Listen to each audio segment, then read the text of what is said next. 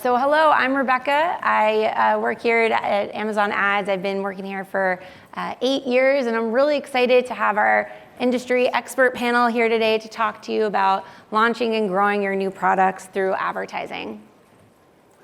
So just to get situated, understand who's here in the room, have any of you experienced these pain points? You're not sure what ASIN to advertise, you have a really hard time understanding the different ad products and settings, and you're just not sure which ad product to use at all. Anybody, show of hands, one of these problems? Two of these problems? Three even? All right, well, you guys are in the right place because we are gonna dig into this today with Bradley and Shen, who are here to join me. So I'll let them introduce themselves. Go ahead, Shen, start with you. Hi, I'm Shen. I'm the founder of Millennials in Motion. I started this company in 2020, and we sell edgy fashion that I call high fashion, but it's only $10, so affordable. Yeah, thank you for your service. That's really exciting. These are my tights. See, they're real. Wonderful. That's kind of a flex. It's like, you know, when people go to the Emmys, like, who are you wearing? I'm wearing Prada. She's like, I'm wearing me. Exactly. Like, I'm the one who made this. I love that. Yeah. My name is Bradley. I run the education strategy team at Helium 10, where I've been for 7 years, software for Amazon sellers. And I've also run multiple brands on Amazon. I've launched over 600 products in the last 5 years. Great, thank you guys for being here and for sharing your firsthand experience, both as a seller and also as a seller and helping lots of other sellers. So really great insights we'll have from them today.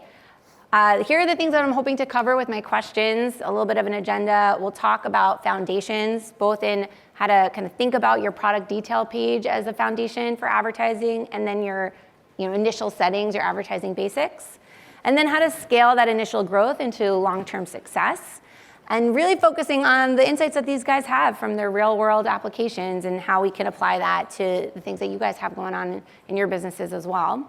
And then we'll wrap up with some key takeaways. All right, so my first question is for both of you. Let's dig right in. What's the biggest mistake you can make when launching advertising for a new product? Go ahead, Shen. So I always ask myself, what is my job as a seller? And I think our top job is to figure out what products are the top 20% that would do 80% of the sell. All of my friends have the exact same situation. 20% would do 80% of the sales, and we've got to figure it out before you invest in advertising. So the biggest waste is taking a bottom 80% and then spending a lot of money on it. Yeah, that's really great. Really insightful to think about how to find your top sellers and focus on that. And Bradley? What I think that a lot of sellers make the mistake is they try and launch before being retail ready. And one of those things is they're like, all right, I know what my product is. These are the keywords that I would use to search for it, and let me just fill in the rest of the listing. But they don't understand that people can search for products in hundreds, if not thousands, of different ways, and you're not going to be searchable for the keywords if you don't have in your listing. You're not going to be able to advertise on those keywords for your sponsored brand ads, your keyword targeting ads, if you are not searchable or indexed for those keywords. And so that's important. Another thing that can help you get retail ready is testing your creatives before you launch. After you launch, you've got access to things like Manage Your Experiments, free service by Amazon, where you can split test things. But before you launch, you want to make sure, hey, is my creatives on point? Like, is this the main image that's going to get me the best click-through rate? So, obviously I use Helium 10 to be able to test that to Amazon buyers before I even launch, that once my advertising is going, I already know that it's optimized. I also look at what is the price point that I might need during launch, because when you start, historically, you don't have any reviews or very few reviews, and you might be going up against people who have more reviews, theoretically. And so what I do to have a better conversion rate in the beginning is I have like a big coupon or a big sale price, but I need to know what is that sale price that's going to convert. But something cool that launched this year with Amazon that makes that not as important is the pre-launch for Vine. So now you can actually get Vine reviews up to 30 even before you launch. And so now, starting with 30 or 25 is so much of a big difference compared to starting with 0 from day one. Yeah, absolutely. I think that's a really important one. And Shen, talking about trying to identify your top sellers, What do you do, if you can walk us through your process for setting up your initial bids and budgets when you're trying to figure out, is this an ASIN that you want to kind of focus on? Yeah. So I have a unique problem where my products are $10, and I also bootstrap this business. So I use about $50 to see if this is a top 20% seller or not. I will launch about 4 campaigns, 2 auto, 2 broad. For the campaigns where I kind of have confidence based on keyword research on helium-10, if it's going to be very relevant, I'll put $100 for the budget. And then for the ones I'm not so confident, I'll put 50. And then I round up on the bid amounts. So if the suggested bid is 32 cents, I'll round up to 50. If it's 55 cents, I'll round up to 75. Because when you first launch, you just need that little bit of a push to get out the door. Yeah. That's really interesting and really helpful. And Bradley, for you, when you're thinking about campaign structure, what have you found to be the most effective way to start and then be able to scale from there? I have a kind of, I guess, complicated strategy, but it's about 7, 8 campaigns depending on the product. So from day one, there's what I call like a launch campaign, where those are like my top 5 or 10 keywords that I think I have a right to win on day one. I'm going really hard and heavy on those keywords. But then even on day one, I also start multiple other campaigns that are more evergreen. That launch campaign, I might only have open for like the first month until I get traction on those keywords. So the 7 campaigns I have is, one is an exact manual campaign with some of my most relevant keywords. I've got a broad match campaign like Shan talked about. I have an auto campaign that I start from day one. I have an ASIN targeting or a product targeting campaign, and then a sponsored display product targeting campaign, so I can hit it another angle. And then if I have a video for the product, I have both sponsored brand video campaign types, which is one is an ASIN targeting, and then the other is a keyword targeting. So that's the 7 campaign structure, and I have them all kind of like talking to each other. I set them up in helium-10 so that they're keyword harvesting. So in other words, the auto campaign is discovering ASINs, is discovering keywords that maybe I didn't know were relevant. And so if I get conversions, I have like rules set up in helium-10 where I'm like, all right, if I get 2 conversions on a new keyword that I didn't have, tell me to put it to my manual campaign if it's a keyword. Hey, if it's an ASIN that the auto campaign found, tell me to put it into my sponsored display campaign, put it into my sponsored brand video ASIN targeting campaign. And so they're all working together like that.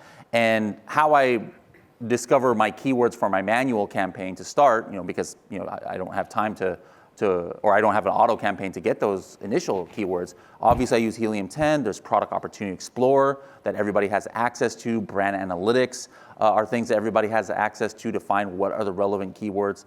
And then once you've started selling, you're also going to have more data points that Amazon provides, such as search query performance, which will really tell you what are some good keywords for your listings. Yeah, those are some really interesting strategies, great detail. So thank you both for that.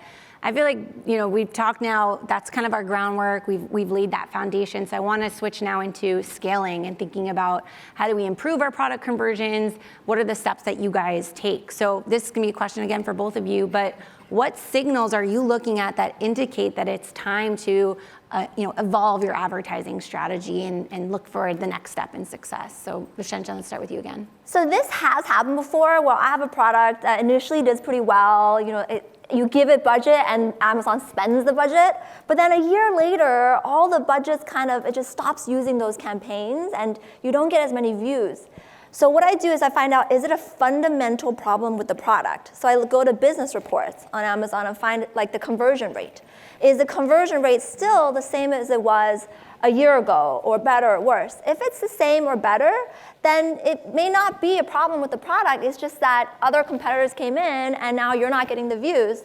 So then I would start diversifying, sponsor brand videos, sponsor brands, AMC, Amazon Marketing Cloud. So I try to do that when I feel there's dwindling, and that has been very helpful. Amazing. And Bradley? Advertising is not set it and forget it. And that's a mistake that a lot of sellers make. So it's a constant, changes you should be doing. I do mine once a week at least. Because things change. Just like Shan said, what's performing today be performing completely different, 2 or 3 months from now. So I constantly monitor the performance about, where's my ACoS at? What's my click-through rate? And I also do a lot of tests on some of my sponsored brand video and the headline ads, like creatives, sponsored display. Like that's something that wasn't available like maybe 5-6 years ago, where we can just put a whole bunch of custom images. And especially now, maybe even after it was available, like you didn't have the means to test different creatives. But now with AI, you could test like 10 different creatives for a sponsored brand headline ad to see, hey, which one is going to work the best. Another thing I do is I make sure to track my keyword ranks. Again, using Helium 10, I want to see where is my sponsored rank at, because if I have a dollar bid and dollar cost per click, maybe before, last week, that was getting me one of the top 4 positions at the top of the page. But maybe a couple competitors have come in, a couple other products, and now they're bidding a little bit higher. And now all of a sudden my sponsored rank is now in the second line or the third line or all the way at the bottom of page 1. I don't want to be looking at every single keyword that I'm targeting and looking where's my product. And so I make sure to use keyword tracking to know if I've dropped somewhere. And if I have dropped, usually means, all right, now I need to maybe up my bid. So it's constantly trying to iterate and make sure that you're watching what's going on so that you can make the changes needed. Yeah, I think that's a great point about the market trends, and it happens even in the same day. So there's a lot of kind of care and attention that needs to be put there.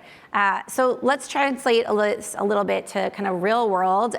Shen, just kind of thinking about what you were saying about different ad types and the way that you're evolving. What are the things that you're looking at in evolving your approach to campaign bidding and targeting for your products? So in addition to 20/80 phenomenon, another phenomenon I've noticed is that good products perform well everywhere and in every type of metric, whereas bad products do the opposite, right? So for example, if you launch a PPC campaign and the ROAS, the ACoS, is really good, then I go on Helium 10, and Helium 10 has a feature called Keyword Tracker, which I love, that tracks. So let's say I was selling these tights, I would track burgundy lace tights. And within 2 weeks of great performance of PPC, you'll start seeing the rankings go up, 50, 30, 20. And then I'm like, okay, this might be a top 20% winner. Whereas if you're not getting great, it's like under 1.0 ROAS, and then the keyword ranking is like 300 and it's not really moving up, or moves up and then moves down, then it's probably not a good product. So one predicts the other. If you see keywords going up, probably eventually your PPC will go up. If you see PPC stats are doing really well, eventually with some time your keywords will go up. So that's the phenomenon I found. Yeah, and I think that's really interesting because we kind of just got the overall strategy there, and now a little bit of the actual tactics of how you're applying that, which is really helpful. Bradley, going back to you for a second, you talk a lot about different ad types and combining them together. What sort of synergies are you seeing when you're doing that? It's interesting sometimes how the same target, whether it's an ASIN, whether it's a keyword, sometimes performs differently in different ad types. And that's why I don't do, so there's something called keyword isolation. I know a lot of people really believe in keyword isolation. Maybe you're here, I don't want to rain on your parade. But keyword isolation is kind of like, all right, hey, I have a keyword that's converting an auto campaign. I'm going to move it to my manual campaign, but now I'm going to negative it in the auto campaign and focus it. I personally don't do that. And the reason is a lot of times a keyword working in one kind of ad group type actually performs differently. On the flip side, a lot of times it performs very similar or even better. And so you don't know until you look at the data and you test it. And that's why I have those kind of rules set up in Helium 10 where I'm like, if I do convert, let me try it in all these other kinds of campaign types. But at the end of the day, I'm okay with, I want as much real estate on page 1 as possible. I kind of view it like Monopoly. Anybody play Monopoly in here, right? Like what's the best real estate in Monopoly? Is Boardwalk, I think, right? So like if you get Boardwalk or if you get organic position number 1, a lot of people are like, you know what, I'm going to pull back on my spending because I don't want to cannibalize my sales. I'm sure a lot of people have had that, wait a minute, I'm already number 1 organically. Do I need to keep paying for all these other ads? The way I look at it is like Monopoly. Like if I have Boardwalk, it doesn't mean, I don't need Park Place. I don't need all those other green ones, whatever those ones are on Monopoly. Like you want your opponents to land on your properties to pay you the rent, right? Well, it's the same thing on Amazon. It's like, I want all the real estate on the top of page one as much as possible. I'm only going to get charged one click. You know, like I'm targeting all these, you know, different ad types, but I'm only going to get charged for one of those clicks. But the more real estate I take up, that means that's one less other product that's going to show there, one less chance for me to lose that sale. And so that's important, is don't just focus on one ad type because you're already organically at the top. I want that sponsored brand headline ad. I want that sponsored brand video placement. I want the first organic placement. I want the first sponsored product placement. If there's sponsored display, I want all of it so that no matter where my opponents land, they're going to have to pay me some money. Yeah, I love that analogy. That's great.